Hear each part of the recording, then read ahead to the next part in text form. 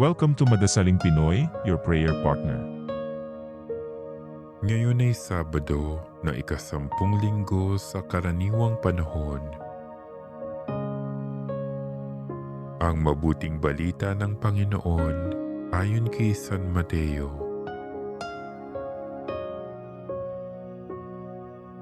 Noong panahong iyon, sinabi ni Jesus sa kanyang mga alagad, "Narinig pa ninyo na noong unay iniutos sa mga tao, huwag kang sisira sa iyong pinanumpaang pangako, bagkus ay tupdin mo ang iyong sinumpaan sa Panginoon. Ngunit ngayon sinasabi ko sa inyo, huwag na kayong sumumpa kung nangangako kayo.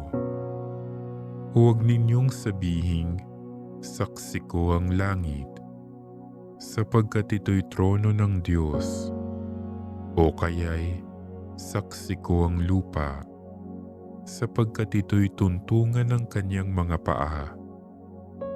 Huwag din ninyong sabihing, saksi ko ang Jerusalem, sapagkat ito'y lungsod ng dakilang hari.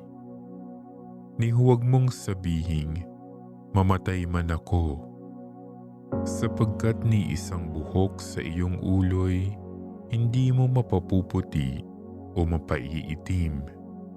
Sabihin mo na lang na oo kung oo, at hindi kung hindi. Sapagkat buhat na sa masama ang anumang sumpang idaragdag dito. Ang mabuting balita ng Panginoon.